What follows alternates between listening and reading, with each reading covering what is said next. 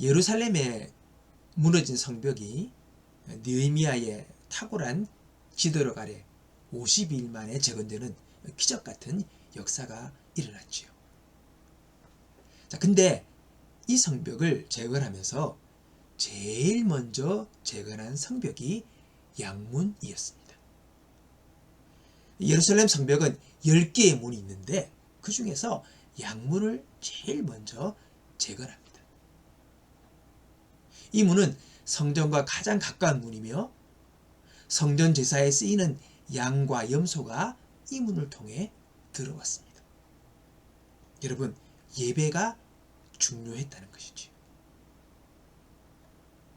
느헤미야는 자기 민족이 왜 이 지경이 되었는지를 알았습니다.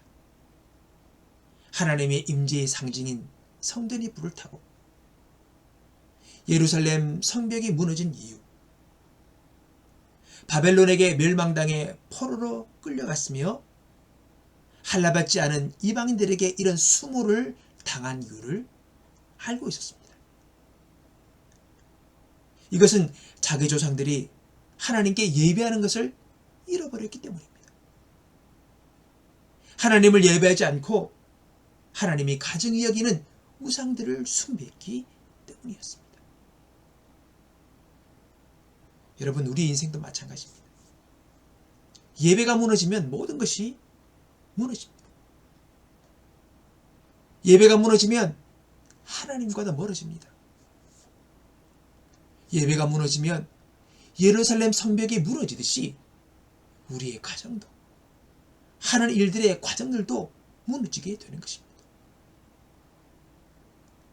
예배 회복은 단지 예배 장소에 내가 있느냐 없느냐가 아닙니다. 우리의 중심이 영과 진리로 하나님을 예배하느냐에 있는 것입니다. 아브라함은 하나님이 가라고 하신 가나안 땅으로 하란에서 약 한 700km가 되는 먼 거리를 이동하여 갑니다. 그래서 가나안 땅 세겜에 도착했을 때에 바로 그는 단을 쌓고 하나님을 예배했습니다.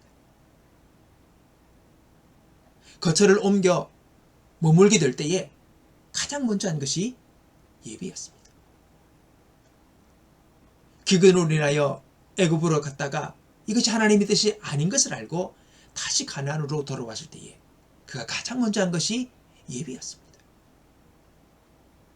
조카 롯과 헤어진 후에 헤브론으로 옮겼을 때도 아브라함은 제일 먼저 하나님께 예배를 드렸습니다.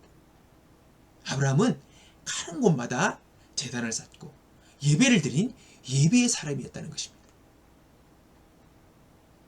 다윗 역시 예배의 사람이었습니다. 비록 그가 죄를 지음으로 가족 안에 비극적인 일들이 일어나고 아들의 쿠데타로 인해 왕위를 빼앗기고 맨발로 울면서 도망치는 신세가 되어질 때가 있었습니다. 그렇게 압살롬의 반란으로 인해 피난 생활을 하던 다윗은 하나님께 오직 한 가지를 구합니다. 시편 27편 4절에 내가 여호와께 청하였던 한 가지 일 곧 그것을 구하리니 곧 나로 내 생전에 여호와의 집에 거하여 여호와의 아름다움을 앙망하며 그 전에서 사모하게 하실 것이라.